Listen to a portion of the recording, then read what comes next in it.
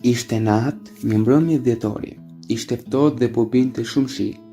Ishte ftohtë, por jo aca në zemrën e saj. Kishte kohë që jeta po luante një lojë të mërzitshme me të. Kishte muaj që qëndronte në cepat e spitalit pa e ditë se pse. Ishin ditë të humbura, shi, monoton dhe as pak lumturi. Ajo qëndronte e shtrirë dhe her pas here kthente kokën nga ai për të parë se a është duke shikuar apo jo. E ai qëndronte në cepin e dhomës me një shikim ndrojtës, voshtronte shiun dhe pikat që binin në dritare. Pas pak u afrua te ajo. Je më mirë sot? E pyeti edhe pse e dinte atë përgjigje të mallkuar të asaj pyetje të trisht. Ajo e shikoi habitshëm dhe e pyeti: "Çfarë po ndodh me mua, më trego?"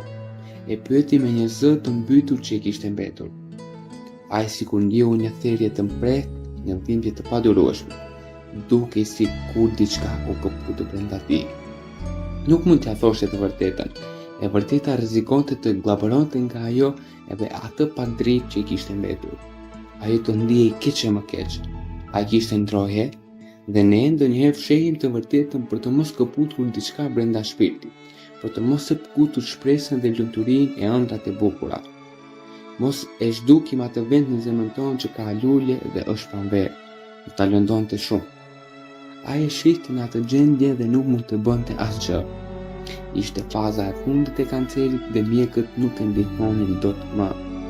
Por shqiste dashuria atyre drejt fundit, edhe pse në dashurinë e tyre nuk kishte dorëzim për vetëm durim. Blodhi forcat e garrabitura nga plasaritit kronike të shpirtit dhe i tregoi me gjysmëzëri.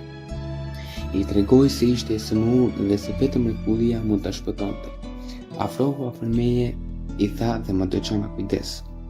Unë e kam ndjerë dhe pse s'ma thoje ti? E ndjeja se si flokët e mia të mbetin në duar ty. E ndjeja se Zoti ishte dhëruar me mua dhe kishte vendosur të më marrë pranë tij. E ndjeja gjithashtu gjakun që ndilte nga unda ime.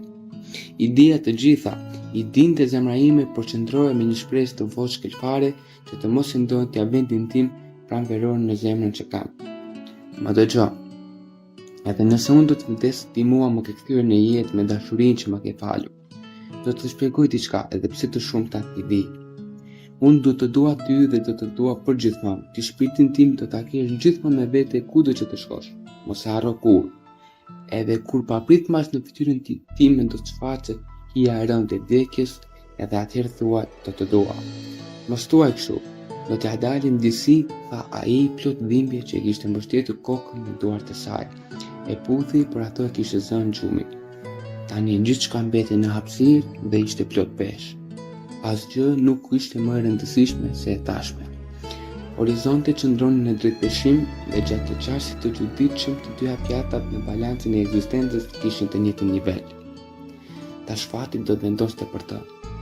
Por fati nuk ishte kurrë më i rëndë se e vërteta. Dhe guximi mos përfillës që i kundërvije ishte gjë e mirë, që ta dije këtë. Por ishte gjë e mirë edhe ta dije se asgjë nuk mund të quhet e humbur përderisa jeton akoma.